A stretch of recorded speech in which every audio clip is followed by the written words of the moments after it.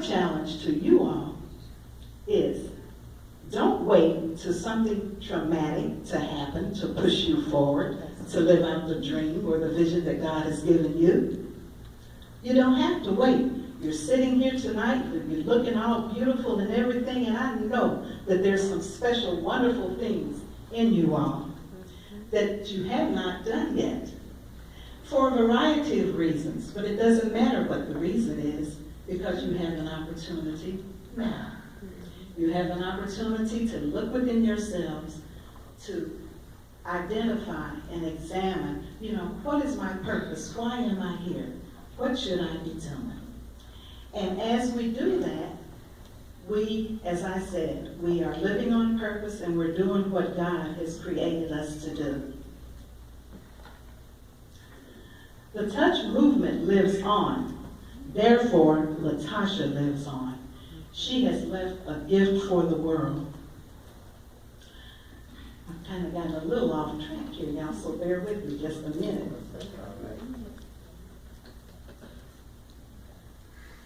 As I continue on my mission, my desires are to motivate those I meet to keep their dreams alive. And I'll pause right here and ask that we look at our youth in particular. They're our future. We need to encourage them to dream and dream big. They're the ones with the cure for cancer, the new inventions and what have you. So let us, as we're looking at ourselves, also look at our youth so we can encourage them. My desire is to help others to understand that to achieve anything in life requires faith, a belief in yourself, having a vision, working hard, being dedicated, and having determination. I also want to inspire others not to give up or lose hope. Because just when you're ready to throw in the towel and quit, the breakthrough is right around the corner. So we must not quit, but we must persist and we must push forward. And as we're pushing forward, you know what push stands for? Say that. Pray until something happens. Exactly. You push. You keep pushing. I also want to ensure others that the possibilities are endless. There is always an answer. But we must decide to act on it, not react to the situation. That is how you move forward. What about you? Do you have a dream that you've been sitting on? Think about that. I know many phenomenal people have dealt with some very tragic life situations. When I look at how they accepted and moved through the circumstances, I continue to draw strength from them. Because I know that if they can make it, I can make it too. Latasha is one of those people whose life should inspire all of us to go forward.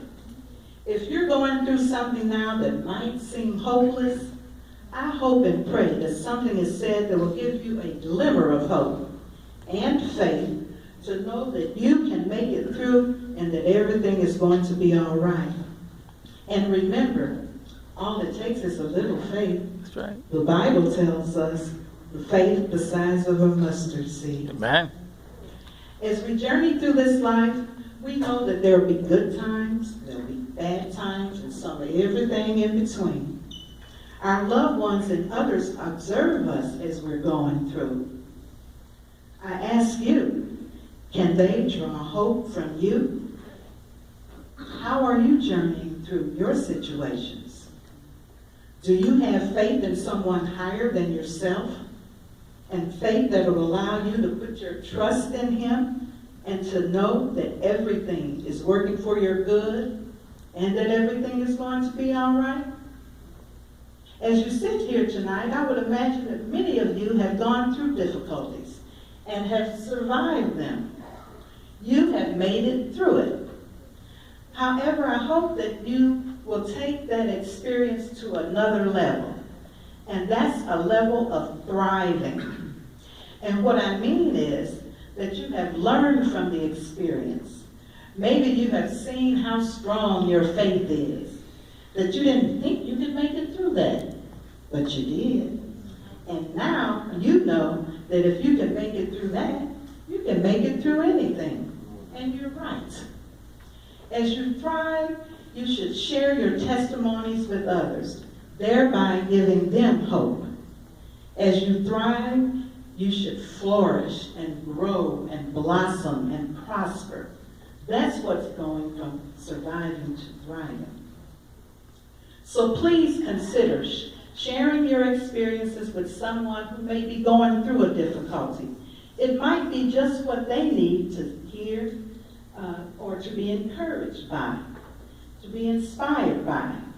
And if you're at that point in your life now, you are more than a survivor. Amen. You are a thriver. All right now. And so as I close, I encourage you to live your life on purpose, doing what God has created you to do, to dream and dream big. Each of us was created for a purpose. Identify it, live it. Our God is a big God. He gave you the vision, and if he gave you the vision, he'll give you the provision. All right. Take a leap of faith if that's what's required. Never give up. We have desires that we believe and expect to happen. These are our hopes. The possibilities are limitless because our Creator owns everything and he can do anything but fail. I invite you to consider leaving a legacy of hope so the world can see that you made it and that they can too.